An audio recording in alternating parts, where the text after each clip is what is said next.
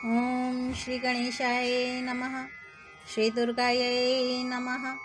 अथ श्री दुर्गा सप्तशती प्रथमोऽध्यायः। मेधा ऋषि का राजा सुरथ और समाधि को भगवती की महिमा बताते हुए मधु कैटभ वध का प्रसंग सुनाना। विनियोगः। ओम प्रथम चरित्रस्य ब्रह्मा ऋषिः, महाकाली देवता, गायत्री छंदः, नंदा शक्तिः, रक्तदंडिका बीजम्, अग्निस्तत्वं ऋग्वेदः स्वरूपम्। श्री महाकाली प्रीत्यर्थे प्रथम चरित्र जपे विनियोगः। प्रथम चरित्र के ब्रह्मा ऋषि, महाकाली देवता, गायत्री छंद, नंदा शक्ति, रक्तदंतिका बीज, अग्नि तत्व और ऋग्वेद स्वरूप है। श्री महाकाली देवता की प्रसन्नता के लिए प्रथम चरित्र के जप में विनियोग किया जाता है। भगवान विष्णु के सो जाने पर मधु और कैटभ को मारने के लिए कमल जन्मा ब्रह्मा जी ने जिनका स्तवन किया था, उन महाकाली देवी का मैं सेवन करता हूँ। वे अपने 10 हाथों में खड्ग, चक्र, गदा, बाण, धनुष, परिघ, शूल, भुशुंडी, मस्तक और शंख धारण करती हैं। उनके 3 नेत्र हैं। वे समस्त अंगों में दिव्य आभूषणों से विभूषित हैं। उनके शरीर की कांति नीलमणि के समान है तथा वे 10 मुख और 10 पैरों से युक्त हैं। ओम नमः चंडिकायै। ओम ऐं मार्कंडेय उवाच।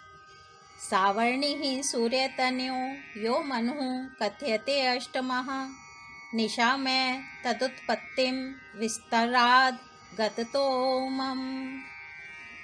मार्कंडेय जी बोले, सूर्य के पुत्र सावर्णी जो 8वें मनु कहे जाते हैं, उनकी उत्पत्ति की कथा विस्तार पूर्वक कहता हूँ, सुनो।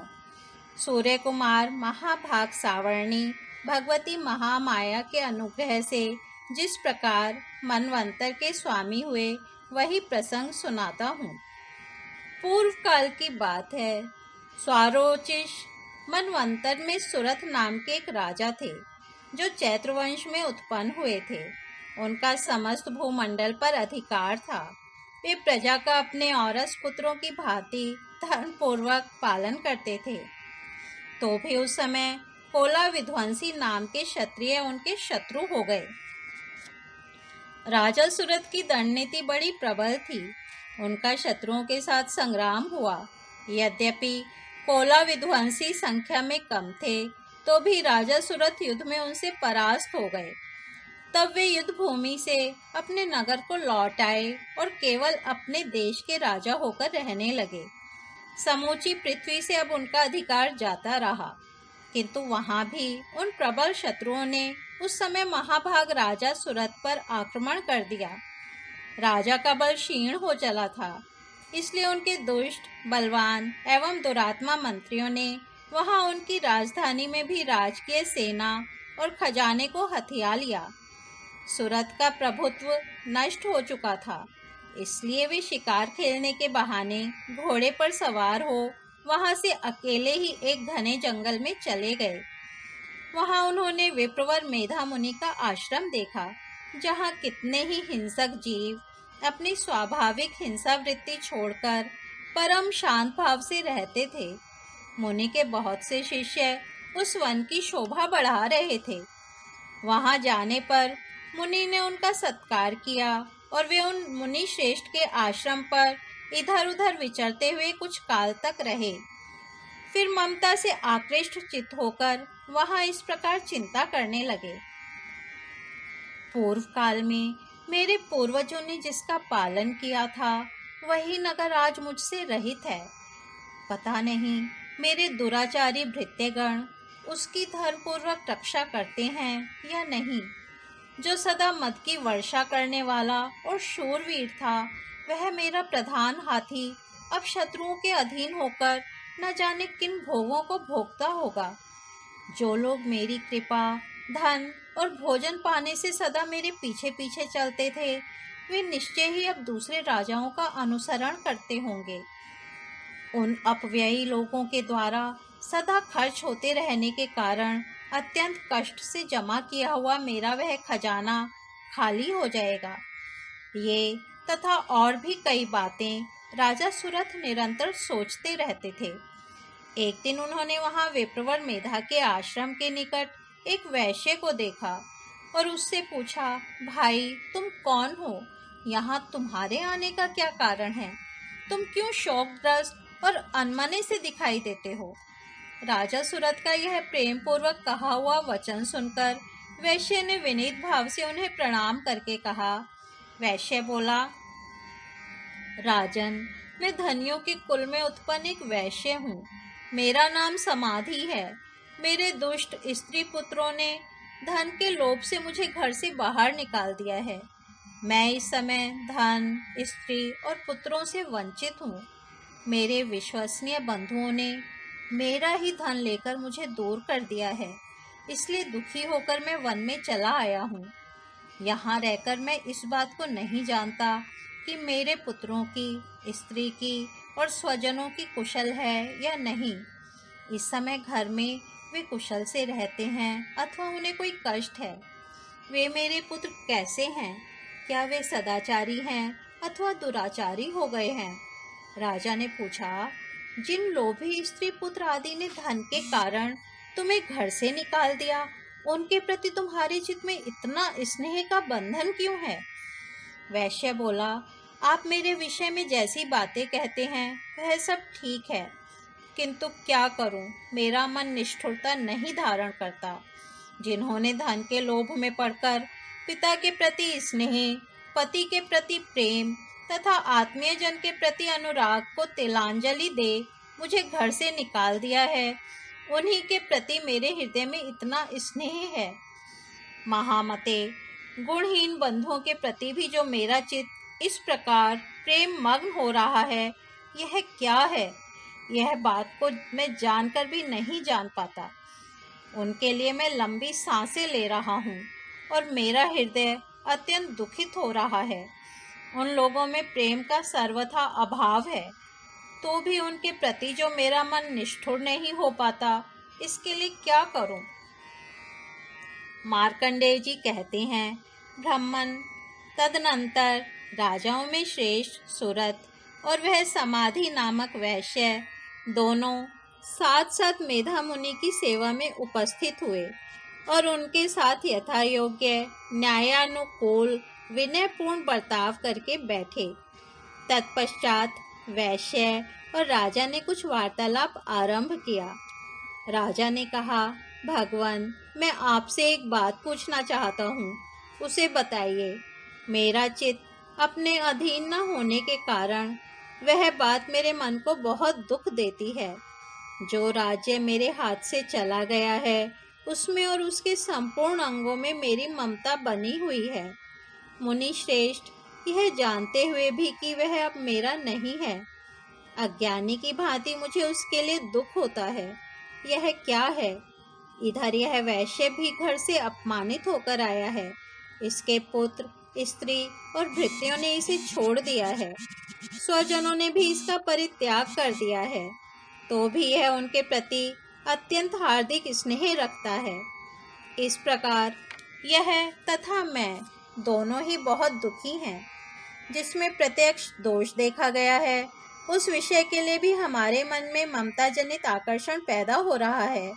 महाभाग, हम दोनों समझदार हैं, तो भी हम में जो मोह पैदा हुआ है, यह क्या है?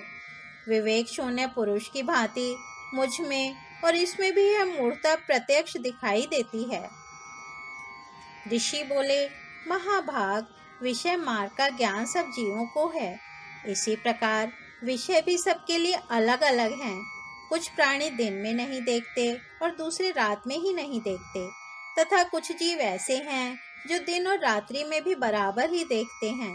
यह ठीक है कि मनुष्य समझदार होते हैं, किंतु केवल वे ही ऐसे नहीं होते। पशु, पक्षी और मृग आदि सभी प्राणी समझदार होते हैं।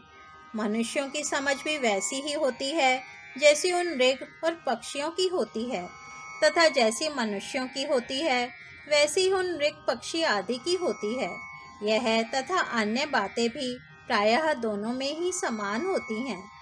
समझ होने पर भी इन पक्षियों को तो देखो, ये स्वयं भूख से पीड़ित होते हुए मोहवश बच्चों की चोंच में कितने चाव से अन्न के दाने डाल रहे हैं। नरश्रेष्ठ, क्या तुम नहीं देखते कि ये मनुष्य समझदार होते हुए भी लोभवश अपने किए हुए उपकार का बदला पाने के लिए पुत्रों की अभिलाषा करते हैं। यद्यपि उन सब में समझ की कमी नहीं है, तथापि वे संसार की स्थिति, जन्म मरण की परंपरा बनाए रखने वाले भगवती महामाया के प्रभाव द्वारा ममता में भंवर से युक्त मोह के गहरे गर्त में गिराए गए हैं। इसलिए इसमें आश्चर्य नहीं करना चाहिए। जगदीश्वर भगवान विष्णु की योग निद्रा रूपा जो भगवती महामाया हैं, उन्हीं से यह जगत मोहित हो रहा है। वे भगवती महामाया देवी ज्ञानियों के भी चित्त को बलपूर्वक खींचकर मोह में डाल देती हैं। वे ही संपूर्ण चराचर जगत की सृष्टि करती हैं तथा वे ही प्रसन्न होने पर मनुष्यों को मुक्ति के लिए वरदान देती हैं। वे ही पराविद्या, संसार बंधन और मोक्ष की हेतु भूता सनातनी देवी तथा संपूर्ण ईश्वरों की भी अधीश्वरी हैं। राजा ने पूछा, भगवान, जिन्हें आप महामाया कहते हैं, वे देवी कौन हैं? ब्राह्मण, उनका आविर्भाव कैसे हुआ तथा उनके चरित्र कौन कौन हैं? ब्रह्मवेत्ताओं में श्रेष्ठ महर्षि उन देवी का जैसा प्रभाव हो, जैसा स्वरूप हो और जिस प्रकार प्रादुर्भाव हुआ हो, वह सब मैं आपके मुख से सुनना चाहता हूँ। ऋषि बोले, राजन, वास्तव में तो वे देवी नित्य स्वरूपा ही हैं। संपूर्ण जगत उन्हीं का रूप है तथा उन्होंने समस्त विश्व को व्याप्त कर रखा है। तथापि उनका प्राकट्य अनेक प्रकार से होता है, वह मुझसे सुनो। यद्यपि वे नित्य और अजन्मा हैं, तथापि जब देवताओं का कार्य सिद्ध करने के लिए प्रकट होती हैं, उस समय लोक में उत्पन्न हुई कहलाती हैं। कल्प के अंत में जब संपूर्ण जगत एकार्णव में निमग्न हो रहा था और सबके प्रभु भगवान विष्णु शेषनाग की शैया बिछाकर योग निद्रा का आश्रय ले सो रहे थे, उस समय उनके कानों के मैल से दो भयंकर असुर उत्पन्न हुए, जो मधु और कैटभ के नाम से विख्यात थे। वे दोनों ब्रह्मा जी का वध करने को तैयार हो गए।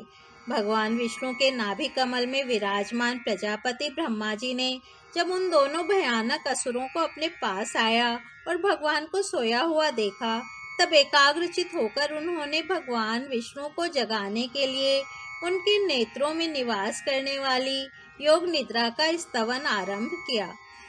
जो इस विश्व की अधीश्वरी, जगत को धारण करने वाली, संसार का पालन और संहार करने वाली तथा तेजः स्वरूप भगवान विष्णु की अनुपम शक्ति हैं, उन्हीं भगवती निद्रा देवी की भगवान ब्रह्मा स्तुति करने लगे।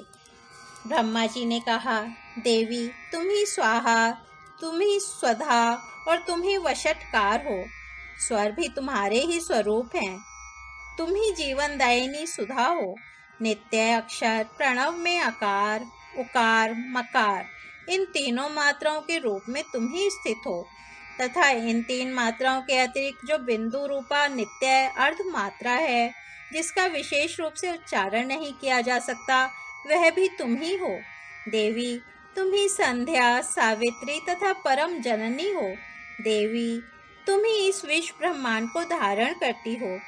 तुमसे ही इस जगत की सृष्टि होती है, तुम ही से इसका पालन होता है और सदा तुम ही कल्प के अंत में सबको अपना ग्रास बना लेती हो। जगन्मयी देवी, इस जगत की उत्पत्ति के समय तुम सृष्टि रूपा हो, पालन काल में स्थिति रूपा हो तथा कल्पांत के समय संहार रूप धारण करने वाली हो। तुम ही महाविद्या, महामाया, महामेधा, महास्मृति, महामोह रूपा, महादेवी और महासुरी हो। तुम ही तीनों गुणों को उत्पन्न करने वाली सबकी प्रकृति हो। भयंकर कालरात्रि, महारात्रि और मोहरात्रि भी तुम ही हो। तुम ही श्री, तुम ही ईश्वरी, तुम ही ह्रीम और तुम ही बोध स्वरूपा बुद्धि हो। लज्जा, पुष्टि तुष्टि, शांति और क्षमा भी तुम ही हो। तुम खड्ग धारिणी, शूल धारिणी, घोर रूपा तथा गदा, चक्र, शंख और धनुष धारण करने वाली हो। बाण, भुशुंडी और परिघ ये भी तुम्हारे अस्त्र हैं। तुम सौम्य और सौम्यतर हो। इतना ही नहीं, जितने भी सौम्य एवं सुंदर पदार्थ हैं, उन सब की अपेक्षा तुम अत्यधिक सुंदरी हो। पर और अपर सबसे परे रहने वाली परमेश्वरी तुम ही हो। सर्वस्वरूपे देवी, कहीं भी सत असत रूप जो कुछ वस्तुएं हैं और उन सब की जो शक्ति है वह तुम ही हो। ऐसी अवस्था में तुम्हारी स्तुति क्या हो सकती है? जो इस जगत की सृष्टि, पालन और संहार करते हैं, उन भगवान को भी जब तुमने निद्रा के अधीन कर दिया है, तब तुम्हारी स्तुति करने में यहाँ कौन समर्थ हो सकता है? मुझको, भगवान शंकर को तथा भगवान विष्णु को भी तुमने ही शरीर धारण कराया है, अतः तुम्हारी स्तुति करने की शक्ति किसमें है? देवी, तुम तो अपने इन उदार प्रभावों से ही प्रशंसित हो। ये जो दोनों दुर्धर्ष असुर मधु और कैटभ हैं, इनको मोह में डाल दो और जगदीश्वर भगवान विष्णु को शीघ्र ही जगा दो। साथ ही इनके भीतर इन दोनों महान असुरों को मार डालने की बुद्धि उत्पन्न कर दो। ऋषि कहते हैं, राजन, जब ब्रह्मा जी ने वहाँ मधु और कैटभ को मारने के उद्देश्य से भगवान विष्णु को जगाने के लिए तमोगुण की अधिष्ठात्री देवी योग निद्रा की इस प्रकार स्तुति की, तब वे भगवान के नेत्र, मुख, नासिका, बाहु, हृदय और वक्ष स्थल से निकलकर अव्यक्त जन्मा ब्रह्मा जी की दृष्टि के समक्ष खड़ी हो गईं। योग निद्रा से मुक्त होने पर जगत के स्वामी भगवान जनार्दन उस एकाणव के जल में शेषनाग की शैया से जाग उठे। फिर उन्होंने उन दोनों असुरों को देखा। वे दुरात्मा मधु और कैटभ अत्यंत बलवान तथा पराक्रमी थे और क्रोध से लाल आंखें किए ब्रह्मा जी को खा जाने के लिए उद्योग कर रहे थे। तब भगवान श्री हरि ने उठकर उन दोनों के साथ 5000 वर्षों तक केवल बाहु युद्ध किया। वे दोनों भी अत्यंत बल के कारण उन्मत्त हो रहे थे। इधर महामाया ने भी उन्हें मोह में डाल रखा था। इसलिए वे भगवान विष्णु से कहने लगे, हम तुम्हारी वीरता से संतुष्ट हैं, तुम हम लोगों से कोई वर मांगो। श्री भगवान बोले, यदि तुम दोनों मुझ पर प्रसन्न हो तो अब मेरे हाथ से मारे जाओ। बस इतना सा ही मैंने वर मांगा है, यहाँ दूसरे किसी वर से क्या लेना है। ऋषि कहते हैं, इस प्रकार धोखे में आ जाने पर जब उन्होंने संपूर्ण जगत में जल ही जल देखा, तब कमल नयन भगवान से कहा, जहाँ पृथ्वी जल में डूबी हुई ना हो, जहाँ सूखा स्थान हो, वहीं हमारा वध करो। ऋषि कहते हैं, तब तथास्तु कहकर शंख, चक्र और गदा धारण करने वाले भगवान ने उन दोनों के मस्तक अपनी जांघ पर रखकर चक्र से काट डाले। इस प्रकार ये देवी महामाया ब्रह्मा जी की स्तुति करने पर स्वयं प्रकट हुई थीं। अब पुनः तुमसे उनके प्रभाव का वर्णन करता हूँ, सुनो। इस प्रकार श्री मार्कंडेय पुराण में सावर्णिक मनवंतर की कथा के अंतर्गत देवी महात्म्य में मधु कैटभ वध नामक पहला अध्याय पूरा हुआ। धन्यवाद।